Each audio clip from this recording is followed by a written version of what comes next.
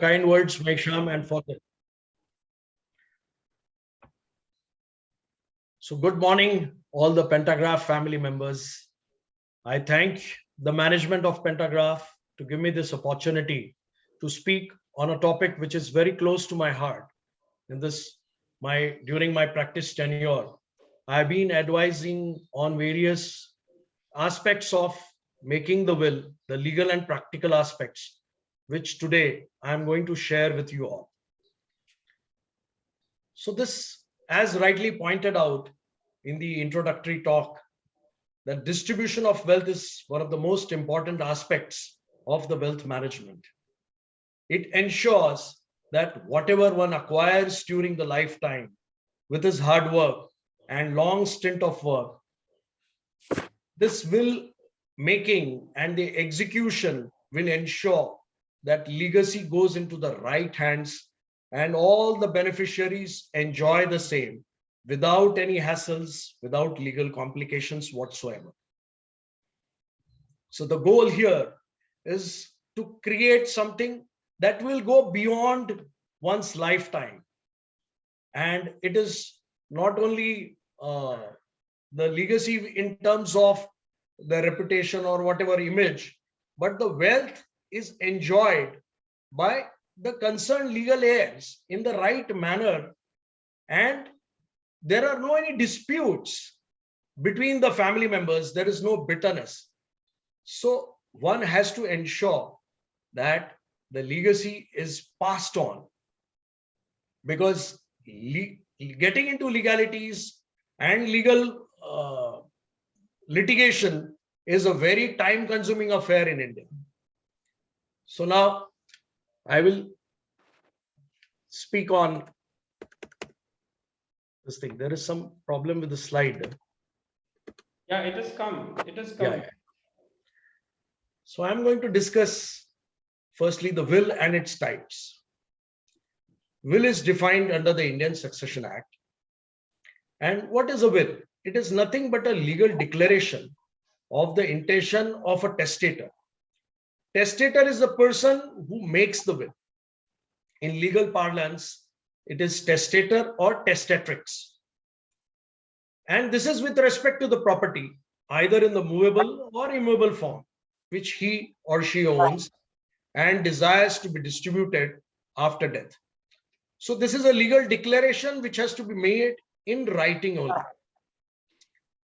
which clearly spells out the intentions and the lists down the assets and the distribution. Now, coming to types of will, apart from the general will category, there are various types, such as conditional will. Now, conditional will comes into play when there is some kind of maybe a litigation going on, property is there which is litigated, and it is not sure that what is the outcome of that litigation.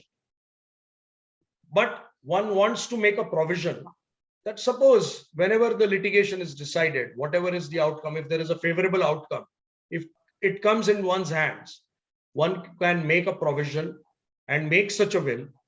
So that is why it is a contingent condition on happening of an event. Such a condition, this will can be made. So such wills are not very common, and this pertains to only litigated properties. The other one is slightly more common, that is the joint will. Usually a joint will is executed by the spouses together. Now we get a lot of queries that we should execute joint will because it can be done quickly. We have done we own the property jointly in joint names commonly, and it will be less expensive also. So this is the common perception. But we as lawyers advise people against the execution of a joint will, because it results in a lot of complications. Now, life being uncertain, it will happen rarely that the spouses will go together. One will go before the other. This is the no. So what happens in case of joint will is that suppose if the husband dies first and the wife is the survivor, the wife is saddled with the will. Why I am using the word saddled is because she cannot alter the will if it is jointly executed along with her husband. There cannot be any alterations to the will. So life is also dynamic. Situations change, relationships change over the period of time.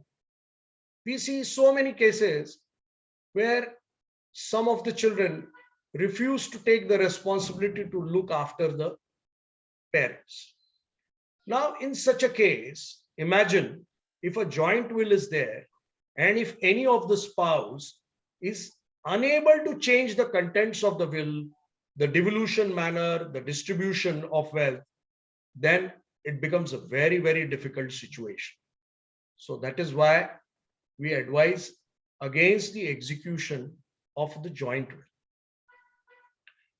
It takes hardly some time to draw up separate wills, and it is much more smoother. Flexibility is there, and that is why we are against the execution of the joint wills. Then there is another type, concurrent will. Now here, this is quite a common scenario that people go outside the country and own properties even in the resident country or where they are going to work. Say suppose a person who is an NRI status has some properties in UK or US and also has some properties in the resident country, that is India. So here the local laws come into the play. The will is governed by obviously the local law of the land. So here in this case, a person can have two wills simultaneously governing the respective properties, that is the properties either situate in India, one will, and one will in US or the other country where he owns the such property. So there can be a simultaneous will. So concurrent wills are also quite common, and we regularly advise people to make separate wills.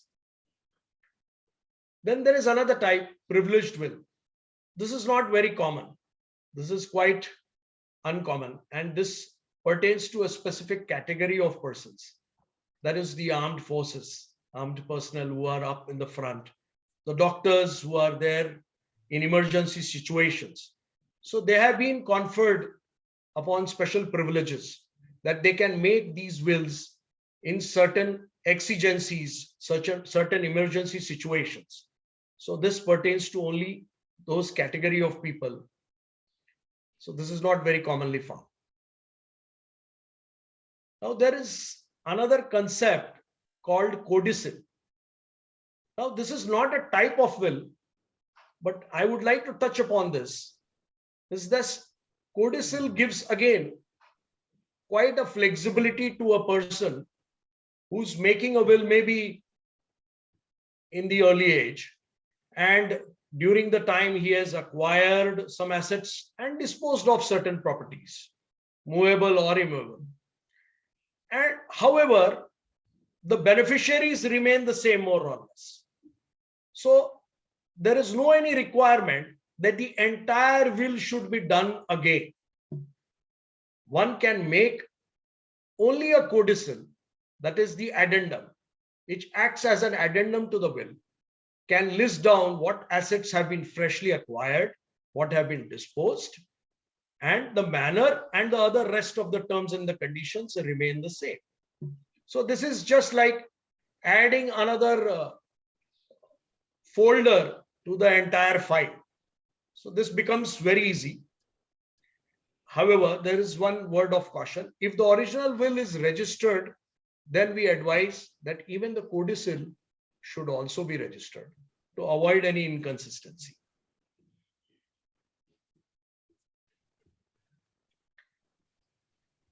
Now, coming to this, again, a very common query.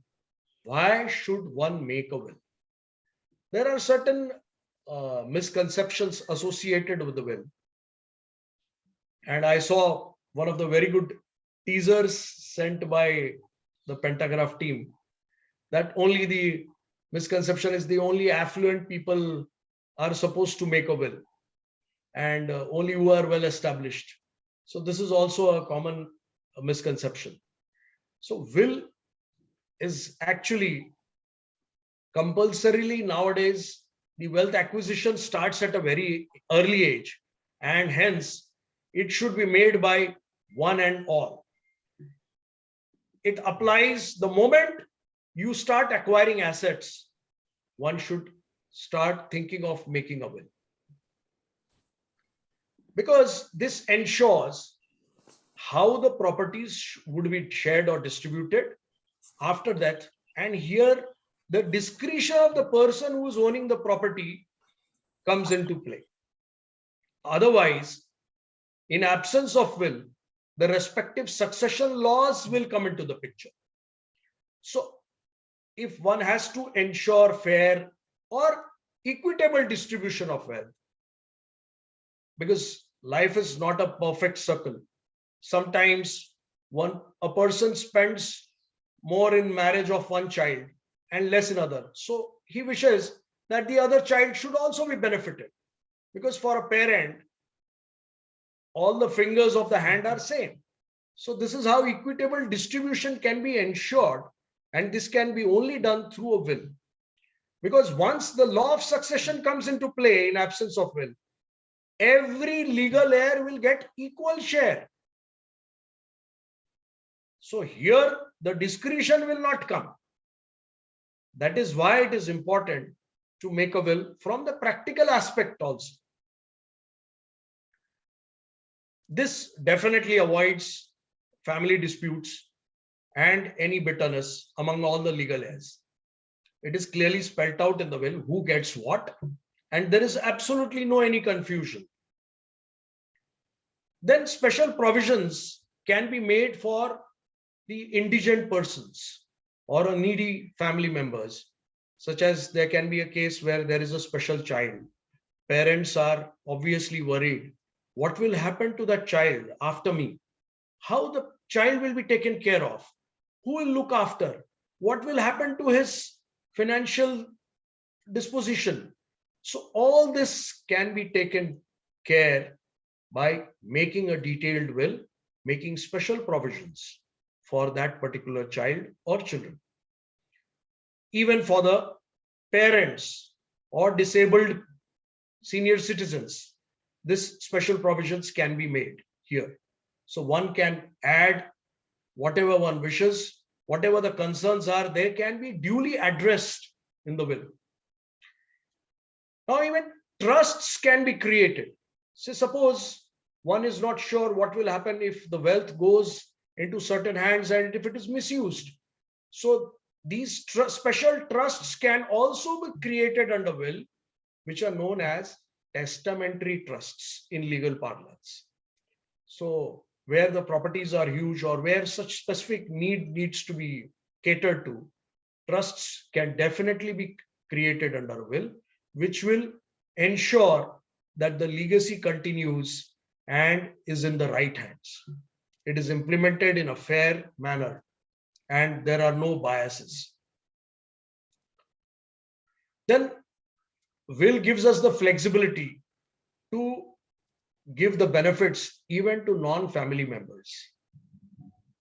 Nowadays, it is not very common, but in the earlier generations, this was quite common, that there were loyal servants who have been serving with a particular family for a number of years. So sometimes people want to give something to those loyal servants or employees as a part of their wealth.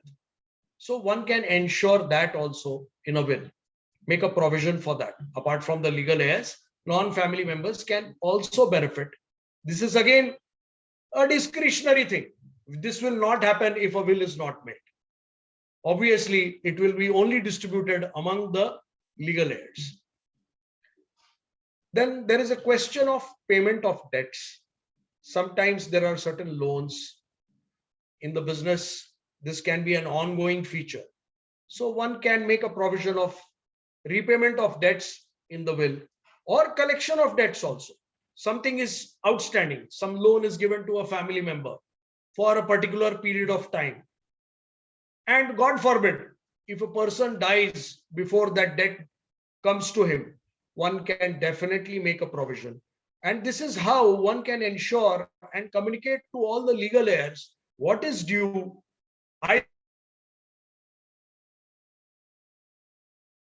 Or an internal audit sort of exercise. So a will can make a provision. Am I audible? Yes, Nalin sir. Yes. Yes. Sorry. Yes, yes, very much. One can also make a provision.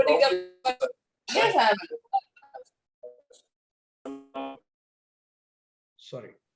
So one can also make a provision for giving donations to charitable organizations, such as hospital or orphanage. Suppose one wants to distribute some part of the wealth to a particular charitable organization, that can also be specified here in the.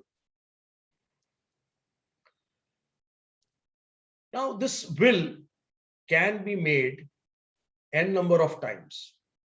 People ask, usually clients ask, that once we make a will, can we change it? The answer is yes, n number of times. You can change it. You can make a will today and change it tomorrow. It has that kind of flexibility. The only thing is, what you have to keep in mind is that the last will made shall prevail. So normally we write as a standard this thing, that this is the last will executed. And if any earlier wills are made, they are revoked automatically. The last will has to prevail upon all other wills. This is a technicality which one needs to keep in mind. Though you have, it is like drawing a check. Check has a validity for only 3 months, but a will is valid till a next will is made or a person dies. So this is something which I would like to highlight. It can be amended, it can be made innumerable times. There is no restriction whatsoever. And now, because of this ongoing pandemic, this has highlighted also the uncertainties and vagaries of life, how life can be uncertain, how it can be short, how it can be arrested. One cannot predict when one will die. So ideally, this will should be in place so that all future complications are avoided. So the pandemic has stressed all the media and all these uncertain times, times of war, times of ill health. And so one should plan accordingly. As you plan for wealth acquisition, distribution also has to be planned in advance. So you can discuss among the family members how the distribution would be. This can be an open affair and then make a will accordingly. Now, what are the implications? I would like to discuss this in detail. If one does not make a will, what happens if a person suddenly dies and does not make a will? So in legal parlance, this term is known as dying intestate without leaving a will. Now here, the legal issues arise. Succession laws are diverse and they are personal and they can be quite complex. So if a will is not in place, you have to seek assistance of a lawyer to understand the distribution and the implications of it. Nowadays, with all these digitization and demat accounts and even KYC norms becoming very, very strict, all the banks, all the demat account holders, the various companies with whom one is holding the movable properties, and even sometimes the societies where a flat is situated, where share certificates are issued, they ask for succession certificate or a legal heirship certificate, which has to be obtained from the courts. So if will is not there, it is not that automatically somebody is going to inherit the property and the names will automatically come on that property's name. No, it doesn't happen that way. Here, there is a process which has to be followed there. And this process can be quite cumbersome, quite time consuming, expensive, because this will involve going to the courts. Now, courts in India, they are known for their prolonged litigation. So there may not be a legal dispute, but even obtaining a succession certificate or a legal heirship certificate from the court has to go through a rigmarole of the process, and it takes anything between 2 to 5 years, depending on the place where you are. In a metro city where the courts are saddled with number of cases, these cases do not get the priority. And we handle such matters. We can assure you this cannot be procured before 2 years in any case. And especially in the pandemic scenario where the court functionings are limited, a simple succession certificate, obtaining it takes even 3 years. This involves payment of the court fees, lawyer fees, multiple trips to the courts. So if one wants to avoid this hassle for the legal heirs, for the future generations, then one should make a will. Because in a city like Pune nowadays, the future generation may not be even residing in India. They may be located somewhere else. So if a parent dies, the legal heir has to first look for a lawyer, come for the filing, come for the dates, and it is not easy to travel for all this process. And if this process is long drawn, this can be very, very troublesome. So that is why it is always advisable to have a will in place rather than going through these hassles. Then what is the other implication? The property would be divided between all the legal heirs as per the applicable laws and not as per the discretion which we saw earlier.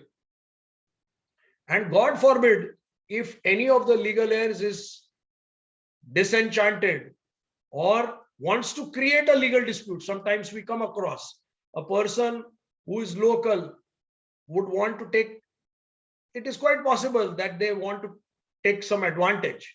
They know a sibling is situated outside country, what he will come and what he will handle this case. So let us occupy this property. Or somebody is already in occupation. They refuse to give the share, what is legally entitled. Then what happens? The other sibling has to come and fight a court case, has to establish the share because a will is not there. Succession law has come into place. So these court cases can again get very, very prolonged. And there, the court will decide again the share of each family members. Then sometimes undeserving family members, that is class 2, class 3 legal heirs, they sometimes create a lot of nuisance value also. If they know that the will is not there, properties is huge, make false claims, show it as an ancestral property. So all these issues may arise in absence of a will. So this again highlights the importance of making a will.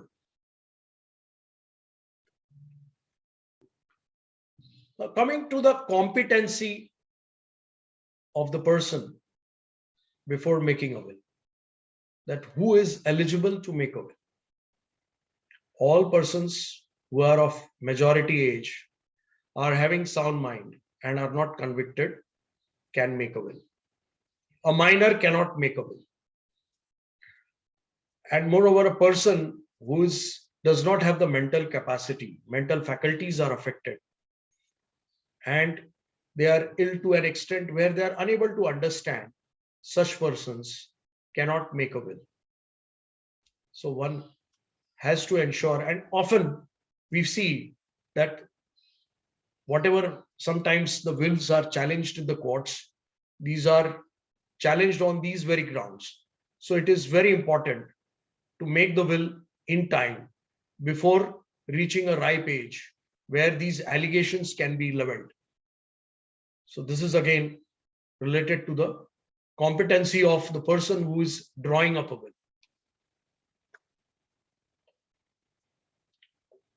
Now, when one starts making a will, what are the prerequisites or what are the requirements one has to ensure? As we saw, it has to be in writing only. There cannot be an oral will. Before drawing up a will, first listing of the assets have to be done. That is movable and immovable. All the assets have to be drawn, have to be clearly specified and mentioned in the will. Most importantly, then comes the distribution. Who shall benefit? That has to be also clearly spelled out in an unambiguous manner, without any confusion. Who shall get what? So one has to list down all the beneficiaries, all the legal heirs, their names, and along with that, what asset will go to which person. That has to be specified. Obviously, it has to be duly signed by the testator. Now, what does duly signed mean? Now, will is a peculiar document where it requires attestation by two witnesses. Now, these two witnesses have to be independent witnesses. Independent witnesses means they should not be the beneficiaries under the will. They should not inherit or acquire any interest in the will. They should be neutral and they should be independent. And another condition being, they should see the testator of the will signing it in front of them. Now, this is a very, very important condition. This is a quintessential condition that the witnesses should see the testator signing the will in front of them. This has a legal implication. I will come to that later, but this is, one has to take care that it has to be attested by two independent witnesses. Then this will should be either be registered or at least notarized to ensure that there is some authenticity and credence to the will. No stamp duty is required to be paid on the will. The government has given an exemption till now. No stamp duty is levied. Sometimes people say 100 रुपए का stamp paper लगा देंगे, 500 का stamp paper लगा देंगे. No stamp duty is attracted towards the will. Government has given complete exemption. However, it can be either registered or notarized. We will deal with these aspects in detail subsequently. Now, coming to what should be included in will. A will can be made only with respect to self-acquired properties and not with respect to a property which is yet to be acquired, an ancestral share is yet to be devolved. Such a share cannot be given through a will. It has to stand, that particular property has to stand in the name of the person who is making the will at that point of time. You can make for provision specifically for future acquisitions, saying a statement, but unless that property actually comes in the name of the testator, that property cannot be given away to the beneficiary. So here a distinction is drawn. As I mentioned, it should be a clear and detailed, it should contain a clear and detailed description of the properties. Now, what happens is sometimes we see the properties are vaguely mentioned. A flat at this particular society. No, that is not the right way. It should contain a detailed description because this is a legal document. Tomorrow, there should not be any confusion.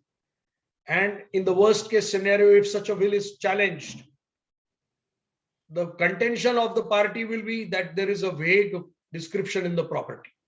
So this is your property.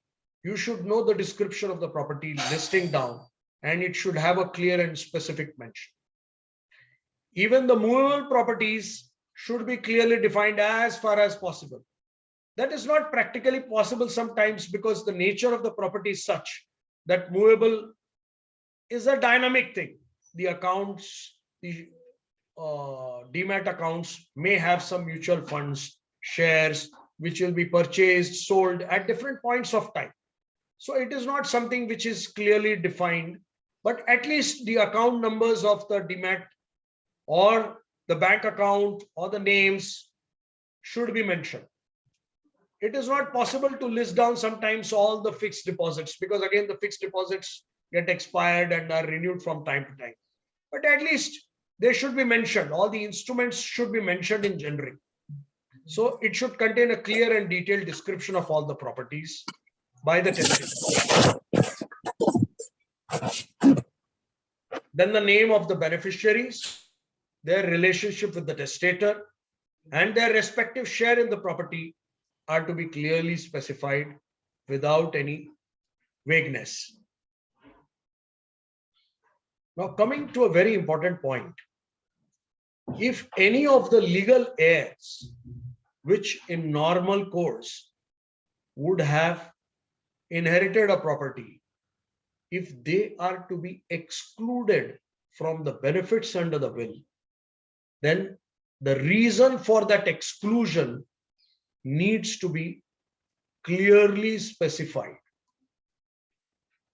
Now, why this is to be done?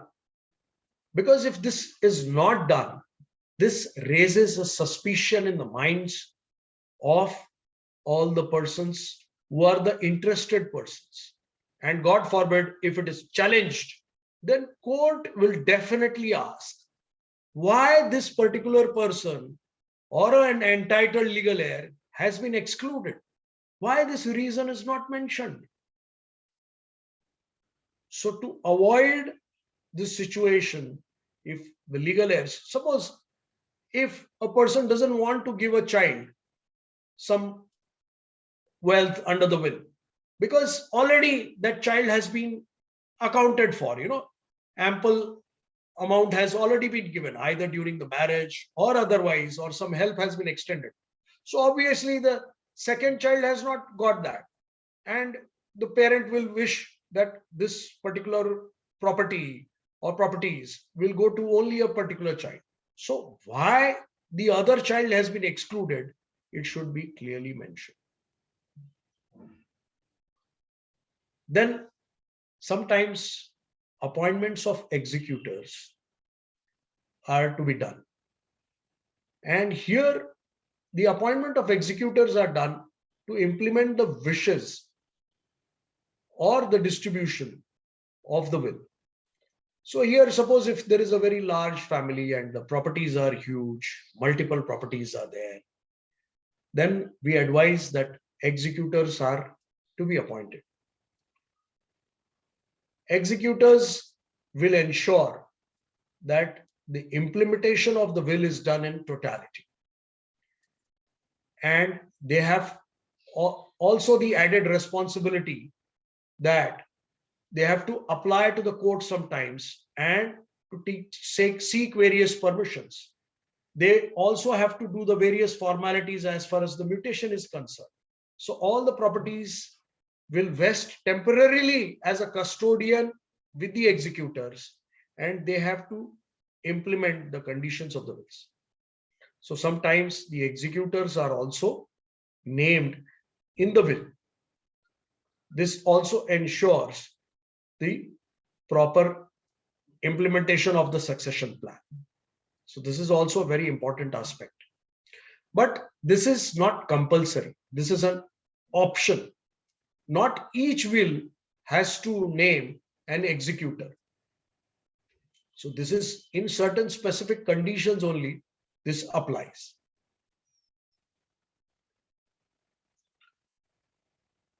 Now coming back to this, should I register the will? Registration of the will, as I said, is not compulsory but option.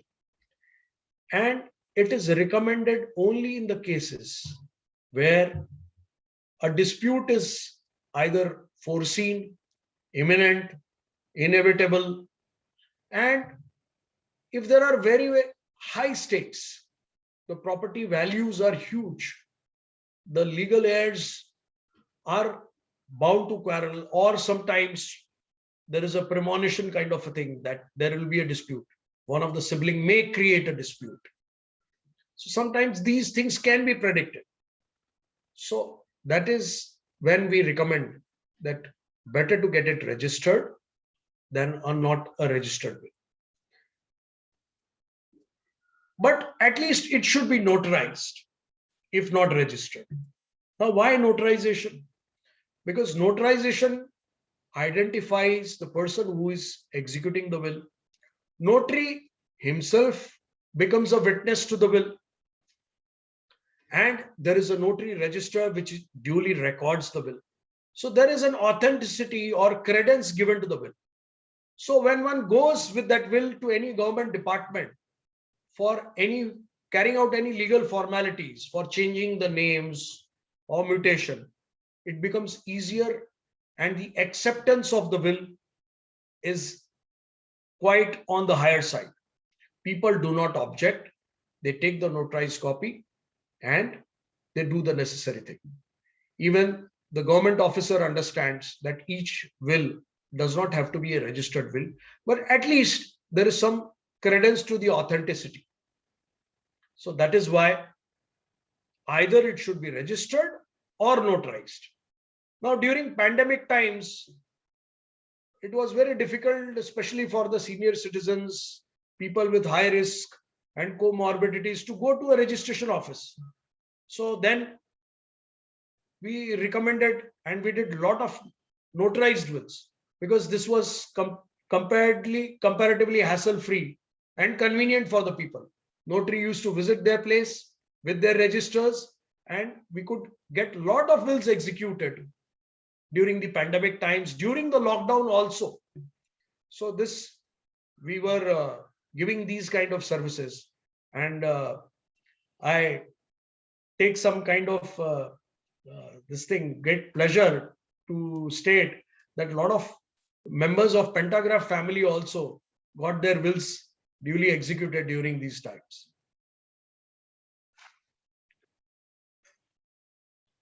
Now, coming to this legal question, this is a legal query. When one's will come into actual force. A will does not come into force when it is signed and kept by the testator. No, it does not come into force, and that is why you can change it any number of times. So will only comes into force upon the demise of the testator or the person who is executing the will. The moment a person dies, the will come into the picture. The beneficiaries then have to adhere to the will, ensure the distribution of the wealth accordingly, and then once the distribution is done based on the copies of the will, the mutations can be carried out, the legal formalities can be carried out.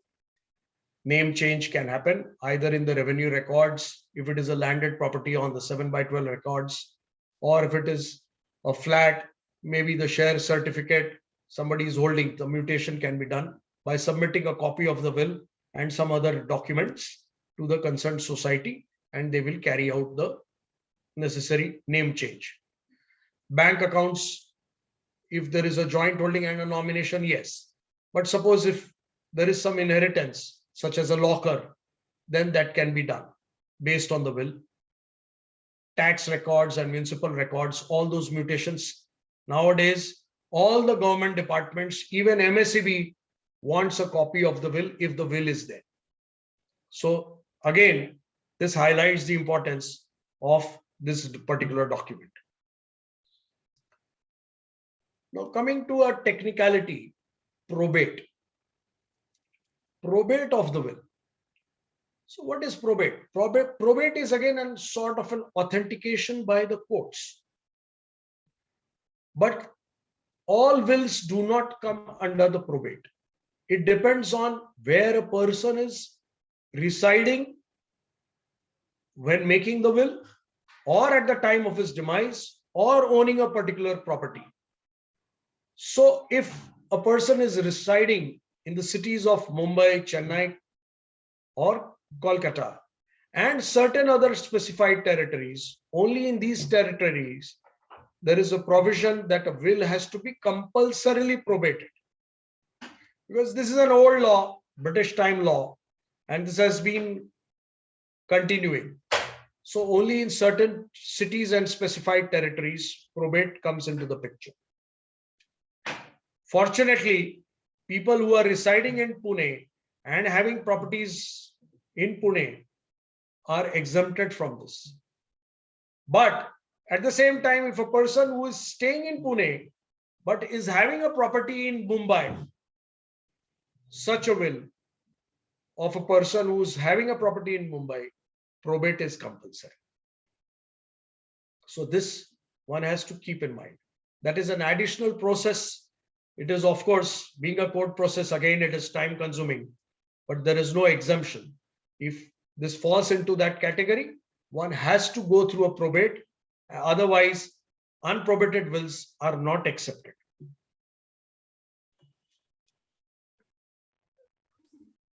Then coming to certain highlights or key important points to be kept in mind while making a will.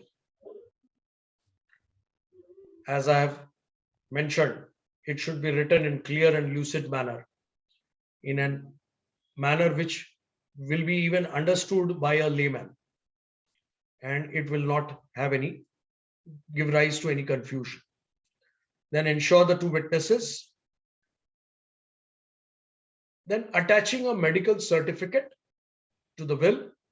This certifies the sanity, the soundness of mind of the person who is making the will.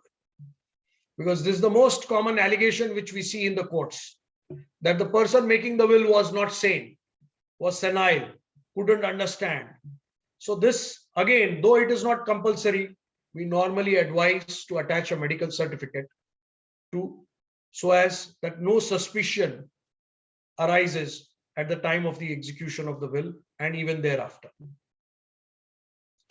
Then, as we saw, the executors, the importance of the executors, if there are multiple properties, or if the beneficiaries, all the beneficiaries or most of the beneficiaries are outside India, then who is going to implement the will? So it is not possible for the beneficiary to come and sit here for months together till these formalities are carried out. So in that case also, executors are appointed. Now here I would like to again highlight the importance of the choice of the two witnesses and the executors. This is very, very important. When a person is drawing up a will, making a choice of the two witnesses is so important, because it is going to have a legal implication, especially when the person is not going to be around. So you have to ensure that the witnesses and the executors are trusted people, known people, your well-wishers, and people of integrity. The witnesses and the executors preferably should be younger to you, not of any old age. Sometimes we see witnesses are relatives who are of old age, but in all probability, they are going to go before you. So witnesses here, one has to take care that they should be of a young age and should be around when most probably you would not be there. Obviously, these things are uncertain and cannot be predicted and cannot be sure shot. But at least if utmost care and caution is taken, the chances are more that there will not be any legal complications.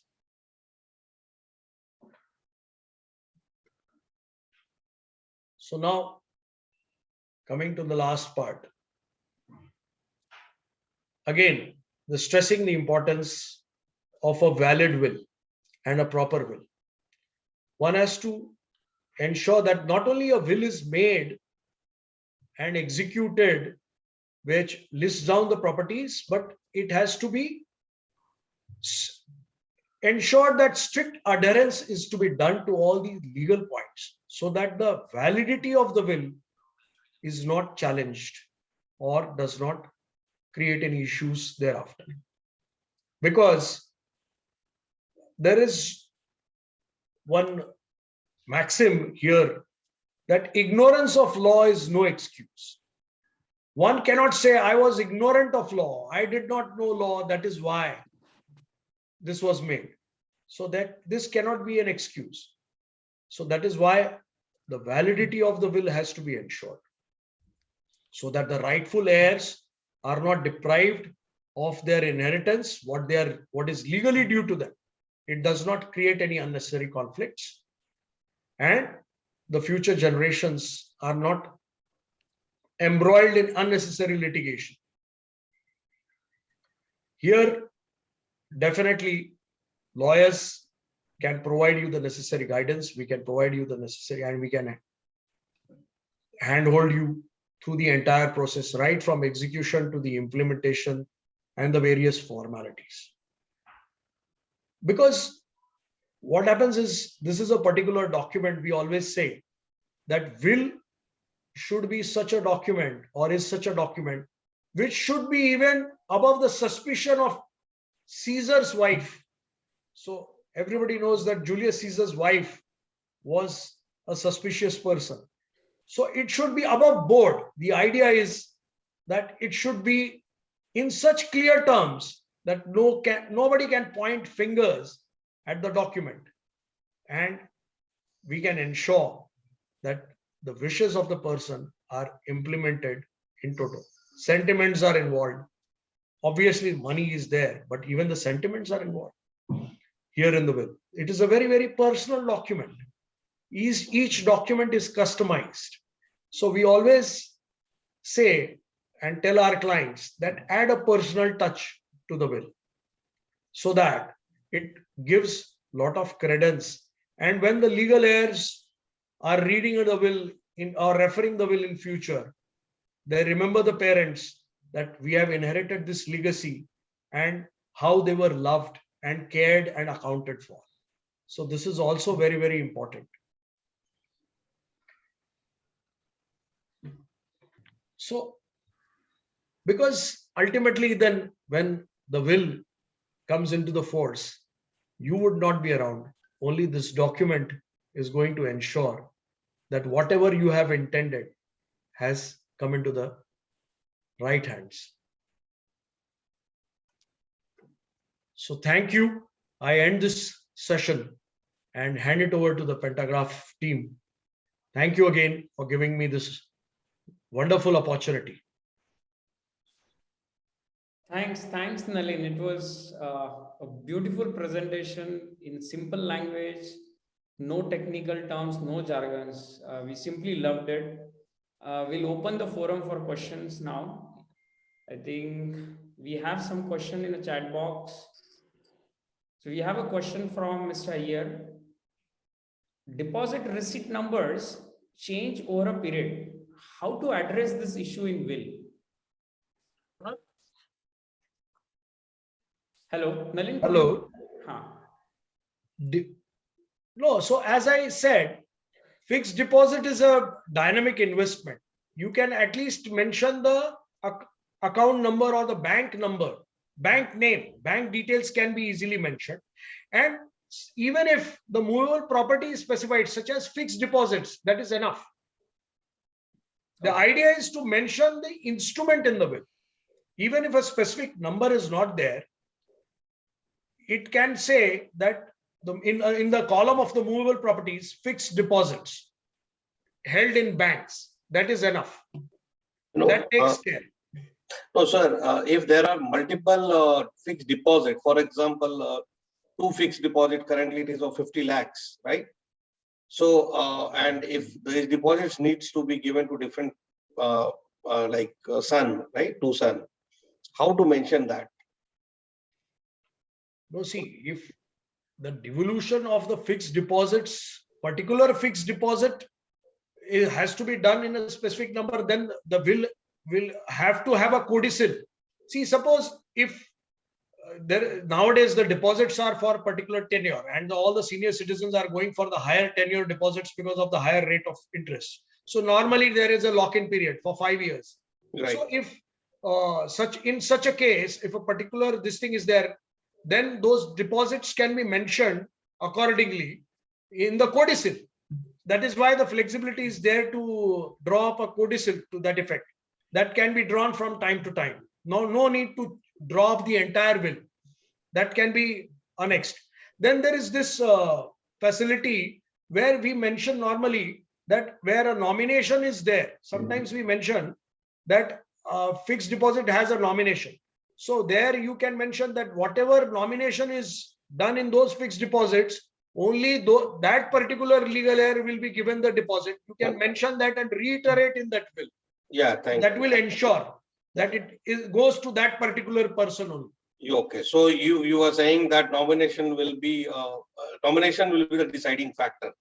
No. Nomination alone will not be the deciding factor. In the will, if I unless may. and until it is reiterated in the will. In the will, yeah. So will, It has if I to be may- reiterated in the will. No, that gets a good solution, I guess. That Yeah. clear. Thank you. Welcome. Hello. Hey, Hi. hello, I have one question. Hi, this is Sanjay Kalse here. Yeah. So in the will, how many details are required to be mentioned? For example, you are mentioning an account number or so. In the current situation, in the how the frauds are happening actually, So how much information is supposed to be mentioned there? I understand deposit amount you should not mention, but you are mentioning bank account number, right? So have you seen, is there any kind of misuse of this kind of information specifically? No, not to my knowledge. See, a bank account number is not, it cannot give rise to any fraud as per se, unless somebody copies your signature or unless you give some kind of ATM number or OTP number. A fraud cannot happen. All those things are already taken care of by the banks. So Because the will as is long going as you are from not person to divulging person. those details, merely by divulging the details in the account, no fraud can happen. And consider the flip side. Suppose if the bank account itself is not specified, then that creates more issue, no? Because if the will doesn't have a particular bank account number specified, that particular bank will ask for a succession certificate. So then that is, so it will put more into trouble if a bank account number is not mentioned. So that is So why bank we say, account number is fine, but content of the account, what is lying in the account or whatever. no, that is not required. Amounts, see, amounts are always dynamic. We never specify the amounts in the will for the bank accounts. We never do that. So, sir, for that also nomination is hold good, right? So nominee of the account, we can say. Like, Yes. There we also advise, since you are asking that question, it is always better to have a joint account, either or survivor. yes. So that ensures, see, instead of mere nomination, we always advise that have a joint account, mention it either or survivor. So God forbid if you miss out on mentioning it in the will, the survivor will inherit. Okay. Yeah, so that Yeah, was my second and last question. Sorry, that I was have my a second and last question. In bank accounts, demat accounts, there is always a nomination facility. Does it amount to indirectly creating a will in favor of the nominee? No. Because nomination per se does not create any right title interest. This is the established law, settled law. Correct. Mere nomination does not create any right title interest. Nomination is for what purposes? It is only to ensure the administration for that particular bank or the concerned financial institution as to who the concerned institution should correspond with. Because if the legal heirs are multiple, it will not correspond with all the legal heirs. It will only correspond with the nominee. So mere nomination does not create any right, title, interest in the property. It is only through either through the succession law or the will. Only these things can decide the right, title, interest of the beneficiary in the property, not the nomination. Hello. Hello. Hello. Hi. Yeah. Hi. Myself, Mohammadi Barenwala from Dubai. I want to ask you that a Muslim Indian citizen, they can make a will? They can, but your again, personal law shall apply. So there are certain restrictions in modern law. So which, according to what law you are governed, keeping in those restrictions in mind, you can definitely draw a will. Because as per the, I heard like that the Muslims are not, they cannot make a will as per the Sharia law. No. That is not the correct position. They can make a will, but there are certain restrictions. So subject to those restrictions, you can definitely make a will. Okay. And as I'm residing in UAE, Dubai, so I have properties over here. And Dubai is governed by the Sharia law. UAE is governed by the Sharia law. So you'll have to consult a local lawyer, sir. The local lawyers. Huh? Yes. Yeah. If you are holding I have a properties in question. India, we can guide you. But Yeah. if you are holding properties in Dubai, the local Yeah. law has to come into the picture. And accordingly, you have to draw a will as per the local laws.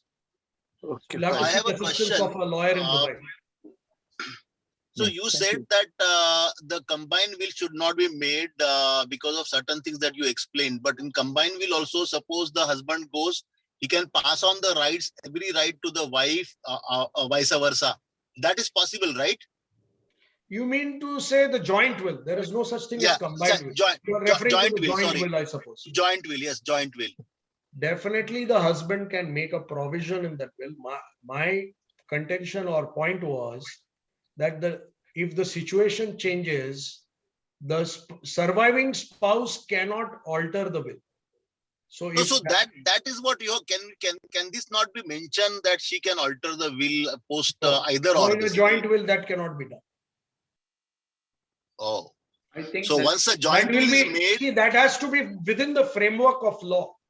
Any document has to be within the framework. The no, document every cannot document has exceed to the be, law. see, every document is in within the framework of law. I'm only trying to ask that, can that right not be given to the wife? Because making two different wills, again, keeping them is a hassle basically. So if you have to have a hassle-free this thing, so can we have a joint will where the rights can be given by one person to other and vice versa? No, I beg to differ. It is not a hassle. It is a very simple process.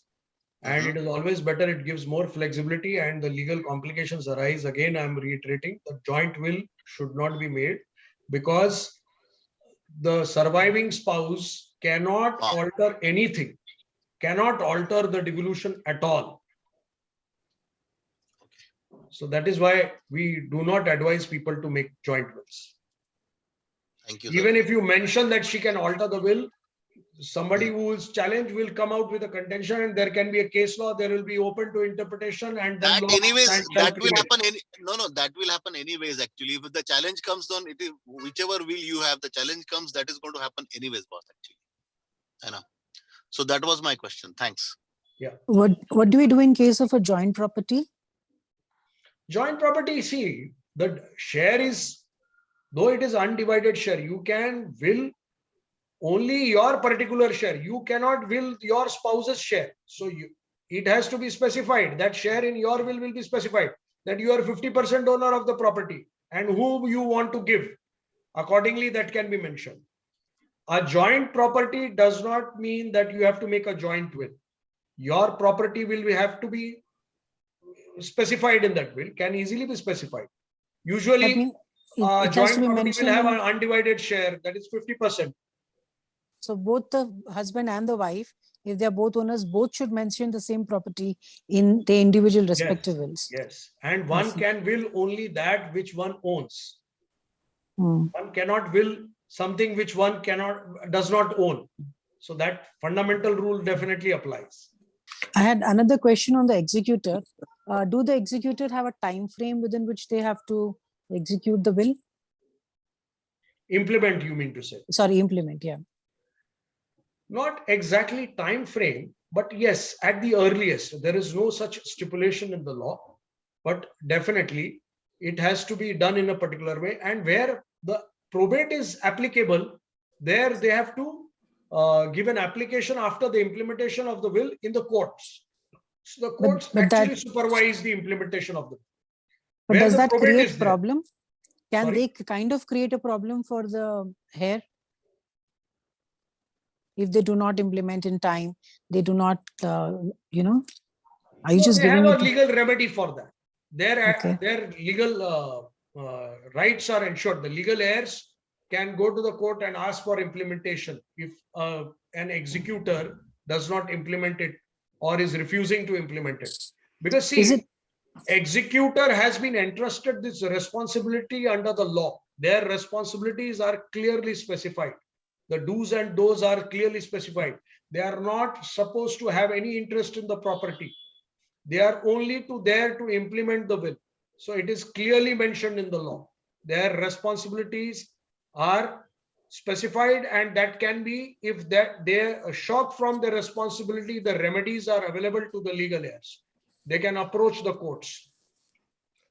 Regarding future earnings, because see, definitely one will earn in future also, right?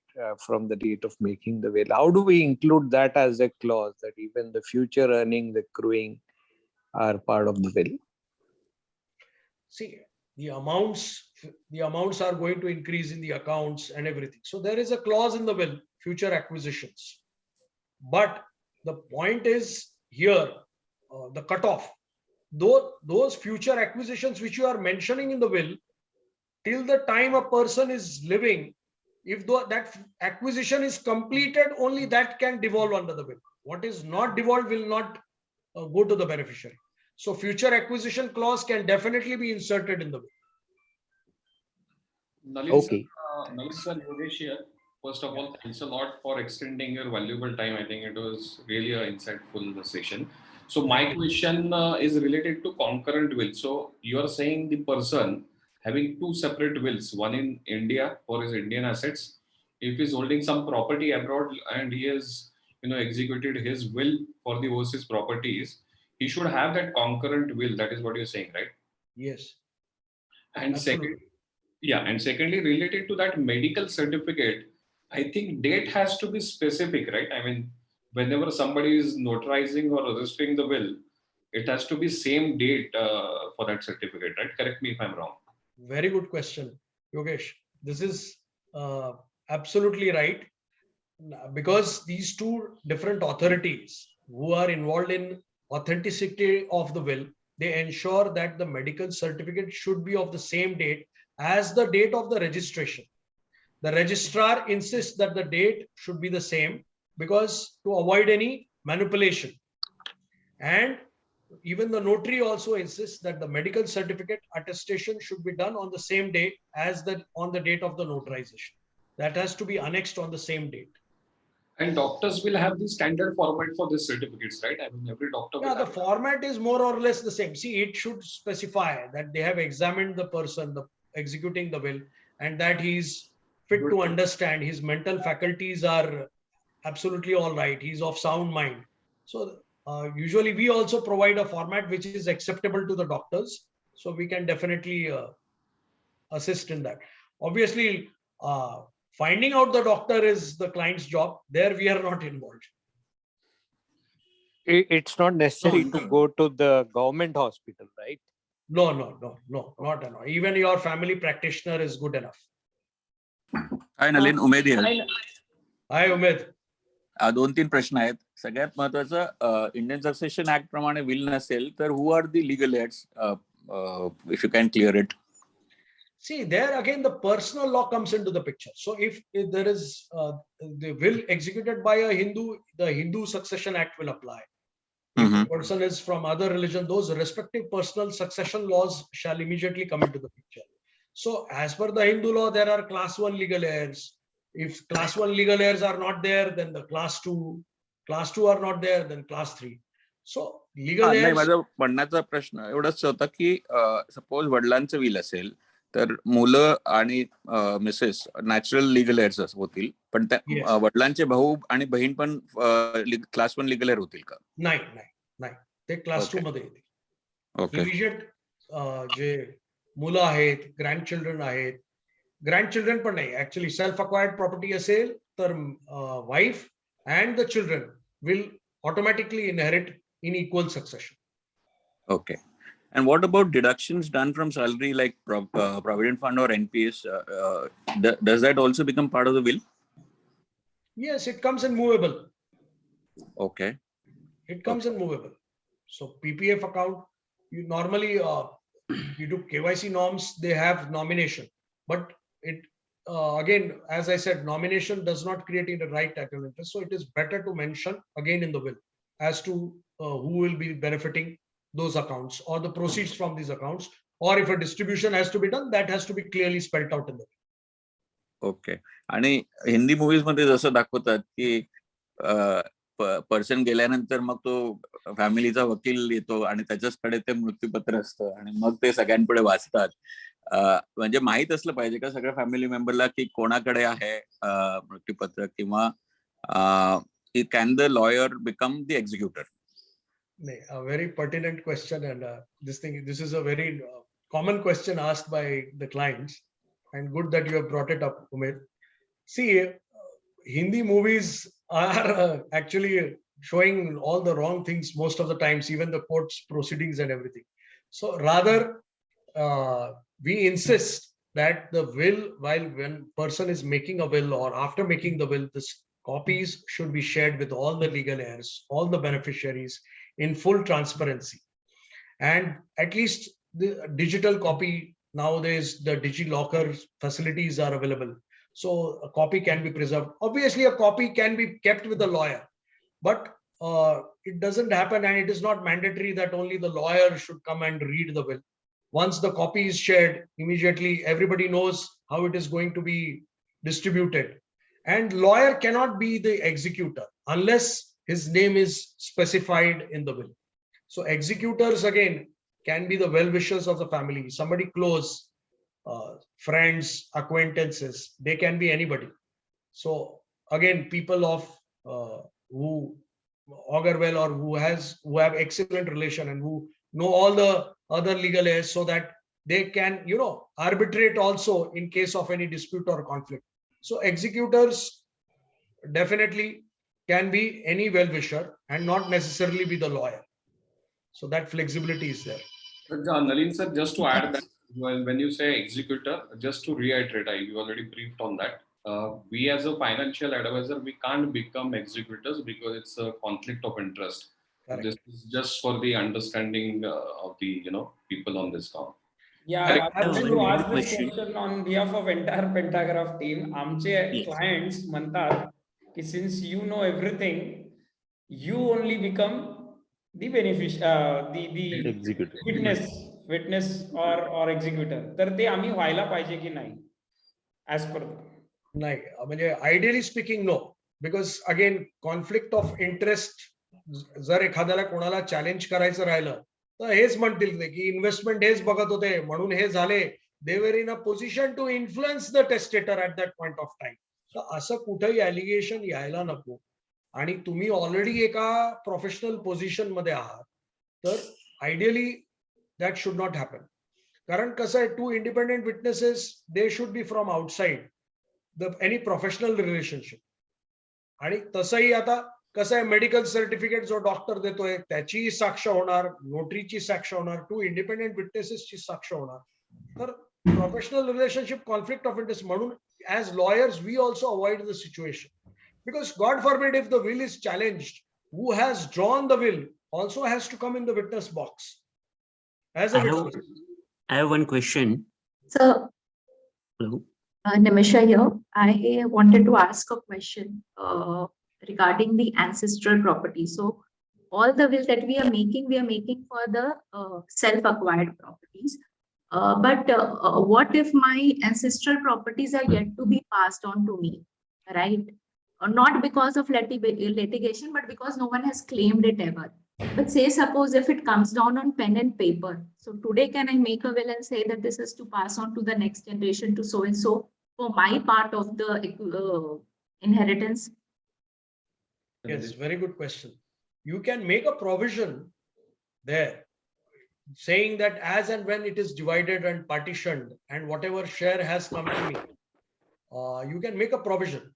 But in any case, if this provision even otherwise is not made, because of the laws applicable to ancestral law, even if suppose a person dies before the division of property is not there, the law ensures that whatever share would have come to that person will pass on to the next generation only to the extent of the share of that person who has demise, even otherwise.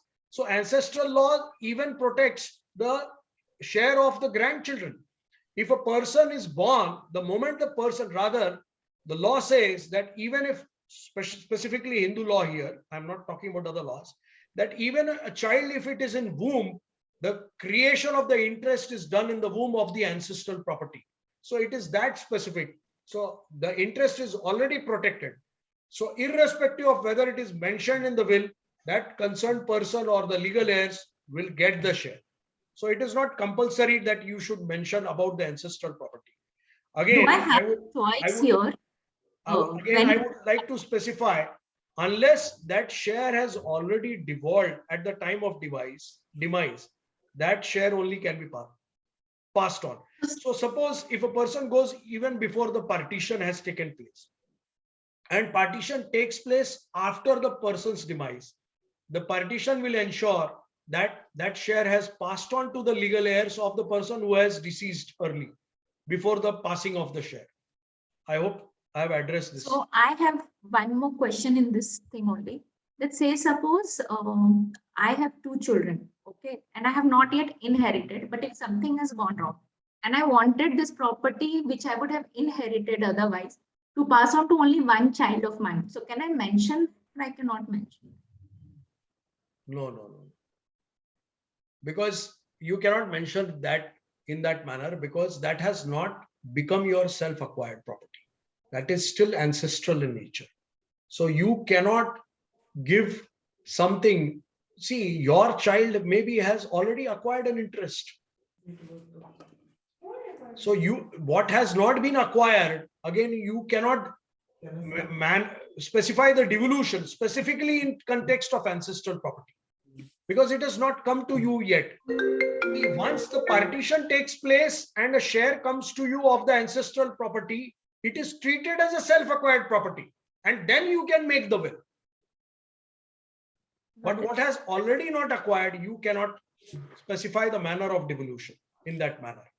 So when you ask us to specify the kind of the property or give the full description of the property, the most challenging part that we as a women faces in the terms of division of the metals or gold jewelries that we have. So most of the time we may not have the receipts because we have got it as gift, right?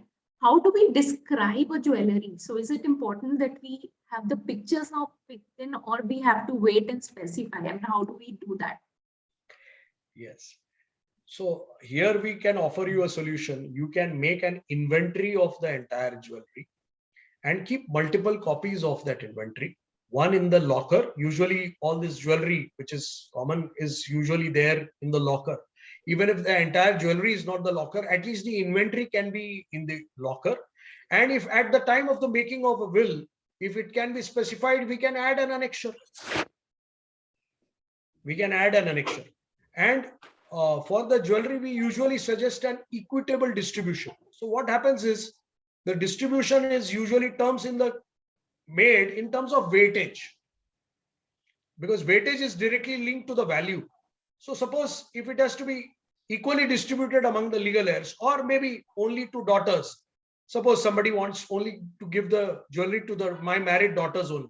So the person can mention that whatever jewelry is there, as mentioned as per the inventory, or whatever jewelry stands in my name, should be equally distributed to my daughters. So when a locker is opened and inventory is found, usually the banks also call a jeweler to make the valuation, and the banks also play a role there. So they also make an inventory because it is compulsory on their part also to make an audit when a locker is broken open after the demise of the person in the presence of the legal heirs. So this is done. Suppose if a will doesn't mention the jewelry or remains to be mentioned or forgotten to be mentioned, this is the process which is followed. So an inventory can be, a rough inventory can be drawn up. Not exact description is required there, but more or less, if a description is mentioned that these two bangles or whatever, if possible, weight can be mentioned. If not possible, even if the description. And yes, very good idea which you have suggested. A photograph can be taken, and that can also be part of that inventory. So we have a next Thank you, question from Deepa ma'am. Good afternoon. Thank you, Mr. Bhatt, for a wonderful session. Of course, it's still going on. My pleasure. I have two questions. One is, in a will, can an asset allocation be conditional? In the sense, can it be said that XYZ property will devolve upon my spouse, provided he is, outlives me? If not, it would devolve on some other person. Is that kind of a construction legal? Definitely. Definitely. In fact, this is how it is phrased in our wills. Okay. Okay. So this is how, because see, again, who will go first cannot be predicted. So definitely we make a provision that in the event of the spouse predeceases me, then the devolution will be this. Otherwise, it will go to my surviving spouse. Right. So this is the norm. Thank This you. is That makes absolutely that normal. point clear. Second question is, you mentioned that probating the will is compulsory in the city of Mumbai if you have any property that happens to be in Mumbai. My question is that if it is not movable, immovable property, if it is movable stuff, or it is like bank accounts, then do banks require some proof of the probate, or a notarized will would be sufficient? See, it depends on the value and depends on the nature of the bank, because mostly the nationalized banks are more conservative, and there are certain private banks also who insist on probate. And all the banks in Mumbai, if the value is high lying in those accounts, definitely they will insist on probate. Okay. Because it is part of their responsibility also. And nowadays, nobody wants to take the responsibility because disputes come into the picture. And if the dispute goes into the courts, the concerned bank person will be held accountable. So nobody wants to get into that kind of situation, especially when the amounts are high. So definitely that bank will insist on a probate. Is this view of the bank likely to change if there is a notarized will in which there is one and only one successor? There are no others mentioned. Very rare chance. Because see, notarization or registration of the will has got nothing to do with the probate. Even if a document will is registered, still probate is compulsory. Okay. Probate is further authentication. And this is as per the applicable law. So the banks do not have a discretion of waiver.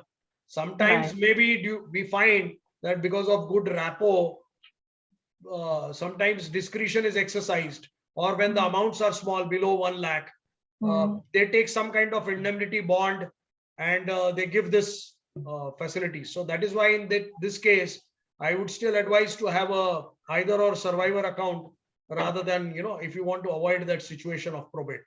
Okay. My third and last question: the process of probating the will in the city of Mumbai, is it something that one does through lawyers, or how does that work? Yes. It has to be done through lawyers only. Okay. Right. Hi, Nalin. Can I ask a question? This is Prashant. Yeah. Hello. Sure. Hello. Yeah, sure. Please go ahead. Okay. In case of concurrent will, do you have to create and register in this another country if the assets are in that country? Do you have to also create a new will and register there? See, registration is again applicable to particular country. So if the law of that country specifies that it has to be registered, then it will have to be registered. So it will depend on the local law of the land. But you can Here in India, registration is not compulsory. No, but if you create a will in India, can you mention all the properties if they are abroad in that same will, or you have to create another separate will? No, it's creation of separate will. You cannot mention, even if you mention, that will not have applicability in terms of law or devolution. It has to be a creation of a separate will in that particular country, and it has to be either notarized or registered as per the laws of that particular country. Or maybe some other mode of authentication may be there.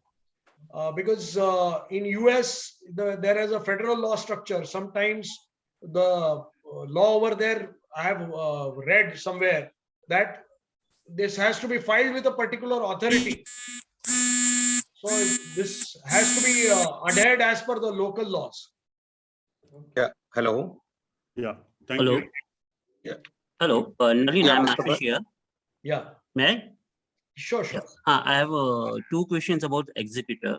Like one is that shall we have a written consent on the will that he will execute, like the legal written consent of an executor that is to be mentioned or something, or just plain name like? No such written consent is required. But yes, practically you need to inform the executor that you have named him as one of the executors. He should not be taken by surprise. Okay. And normally we suggest that when an executor is to be named, more than one executors to be named, because sometimes the executor is unable to or refuses, or even the executor passes away. So it is better to have 2 to 3 executors named in the will. But they need to be specifically informed. They should be aware. But no such written consent is mandatory. And is there any practice or provision of compensating executor to perform his duty or nothing like that? You can. That is your discretion. If you want to, you can. Okay. Usually the expenses for the execution or implementation of the will are duly accounted for in the will. That provision can be definitely made. Okay, thank you. Hello. Mr. Bhatt. Yeah. Yeah, I have a couple of questions. The first one is for self-acquired property, right? My will is final, right? I mean, or it can be challenged by my heirs quoting means genuinity, or equal, if they don't find it equal and all those things, or is it final? See, any will can be challenged at any point of time. There cannot be a sure short answer to your question.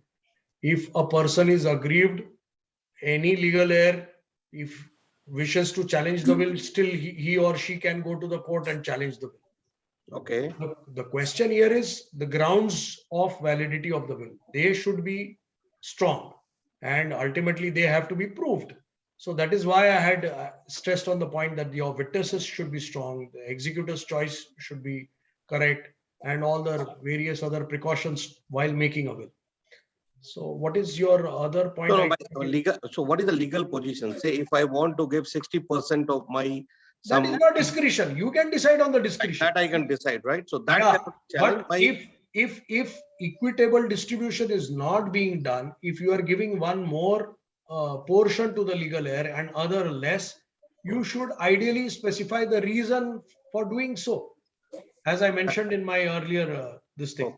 So if you are excluding or reduction of share is there, and if it is not fair or equitable, ideally you should mention the reason why you are doing so. Okay. A plausible reason, a valid reason. Yeah, but that is not mandatory, right? That law allow you to do that, right? Ideally, it should. Yeah. I'm on the point. It should be above board, no, above any suspicion. Yeah, right. My second question is, say within India, I have properties in multiple states. Okay, so can I make a single will and mention all those properties and registered, say for example in Pune? Yes, you can do that. You need not register separate wills in different states.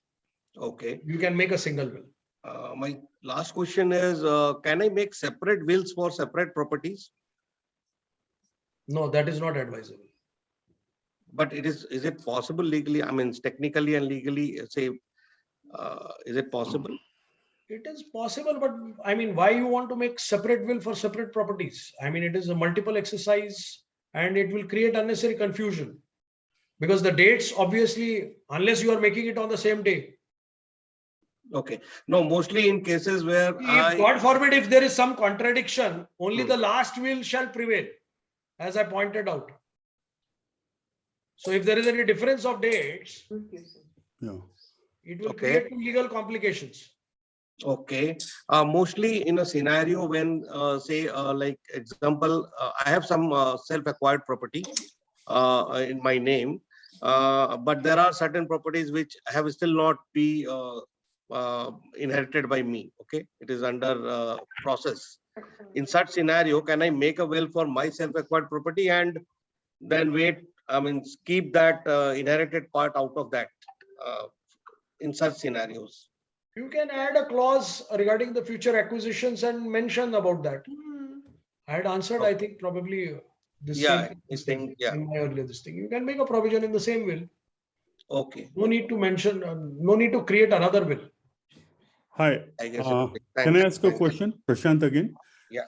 Yeah, you mentioned this point of transparency. When you register, you should send a copies to, all the beneficiaries. That can create a problem, if the distribution is not even, right? So that is the concern right now. Problem, what is better? Problem created in front of you or after you? Okay, that's the advice I wanted to find. So it is better that you deal it during your lifetime, no? Because if the problem arises after you, all your legal heirs will be embroiled in unnecessary and unwanted litigation. Okay. Sir, I have one question regarding probate. Yes. See, when I was working in Chennai, I have opened the accounts in the Chennai branch of the banks, and now I'm staying in Pune. Due to this net banking, I have not transferred those accounts to Pune, but I can operate those bank account without any problem. In that case, what should be done? You can easily get the account transferred here. But they do not have the branch in Pune. Then in that case, what should be done? Then the probate shall apply for that particular account. So don't keep any high amounts, or you add another joint account holder there. No, the accounts are joint account holders only. If there is either or survivor account, and if there is no will, even if the will is not submitted, the bank will automatically transfer that account to the surviving holder. Okay, thank you. Welcome. Nalin, hi, Rahul Mone here. Hi. Nalin, thanks for the very informative session. I think most of the queries are solved. Most welcome. Sir, you are not audible. Rahul sir. Hello. I think he got disconnected. Yeah. To ask something but got disconnected. Rahul sir, can you hear us?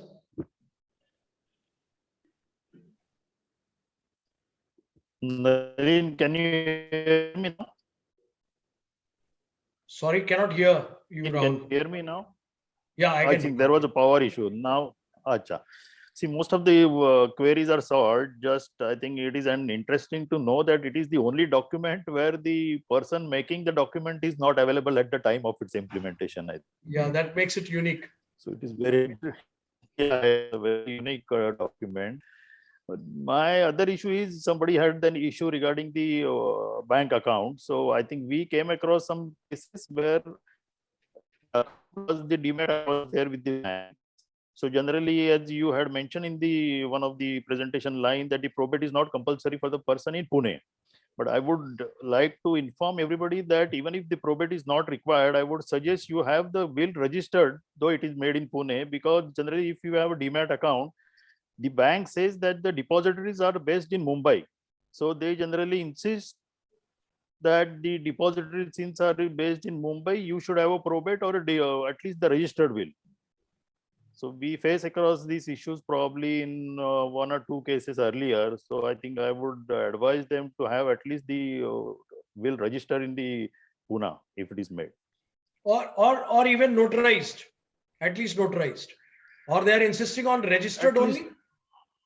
No, I think register only. They are insisting on register only. And as you said, I think one of the private sector bank, they said if the amount is less than 2 lakh, probably the value of the shares, if it is less than 2 lakh, probably on the basis of indemnity, they will pass on this thing. But if it is above 2 lakhs, then they are asking for the register will. So this is a particular bank or It is HDFC Bank. I had come across the issue. So I'm not sure what the other. Yes, I am aware. Sometimes some banks insist on a probate when it is not required. In fact, we have given a lot of legal opinions where sometimes probate is still insisted upon when it is not required. Even in Pune, some of the banks had, out of their ignorance, were insisting on probate. So we had to issue some letters, and in one extreme case, we had to issue even a legal notice. No. Then only they understood that probate was not required. Correct. Correct. And generally there is a query from the customer that is there any format. So there is no format as such, basically no standard format as such, right? No, it has to be customized. Okay. Thanks, Nalin. Welcome. So can I just ask a quick question? Actually, this question has come from one of our client. It's not about any technicality of the will, basically, but he just wanted to ask one thing that since in India it is still, making a will is looked from a very different perspective. Okay, so he was asking from a perspective that he doesn't know whether he or his siblings doesn't know about that, whether his parent has made a will or not. So the question was basically, he just wanted to ask that how to put it forward in front of a parent, because you have that son and father wala relationship. You can't even say directly that, मुझे जायदाद में हिस्सा चाहिए. Exactly. And making a will, it is considered something in India still with the older parents, like I'm making a will, so I'm expecting myself to go away from this world. So how to put it forward and how to create that awareness, that is what his question was. Very good question. And this obviously in traditional families can be a challenge sometimes. And I have come across a lot of my North Indian friends who are facing these challenges. So how to broach the topic, how to bring up the topic of the will in front of their parents. Yeah. So the best way is here that to announce in a family get together that I have made my own will. Okay. Yeah. So that can be a starting point. And ask the siblings whether you have made the will. Then everybody should make a will. So that automatically it percolates, or it gets transferred. Because as I was speaking, I maybe missed out on this point. I touched it somewhere that since now the acquisition of wealth starts at a very young age, we have a lot of clients who make wills even in their late 20s or early 30s. Earlier generation, the wealth acquisition was very slow and people used to get the benefits only after the retirement. The accumulated corpus used to come only after the retirement. So that is why at that point of time, it was prudent to make a will in the post-retirement age. But now this doesn't happen. You start investing in equity or maybe investing a residential property or buy some other property.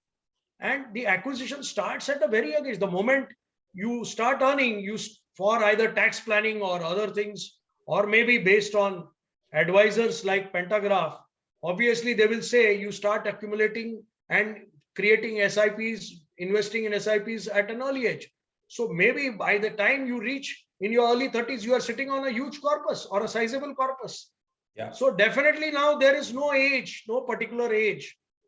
So one can easily start this topic in maybe a family get together or a family function by saying that, look, or maybe cite an incident of a close friend who did not leave a will and how his family faced problems and how a particular family was embroiled in litigation, unnecessary litigation. Maybe a lot of stamp duty was given or had to be incurred because some transfers will have to be made sometimes, interstate. If a will is not there and a property, there has to be an equitable distribution. Sometimes the share has to be released in somebody else's favor. So that itself attracts a stamp duty. So that includes or the family is saddled with unnecessary expense. So all these topics can be brought up in a congenial atmosphere, in a friendly atmosphere, and that can be discussed in front of the parents so that they also understand the importance of making a will.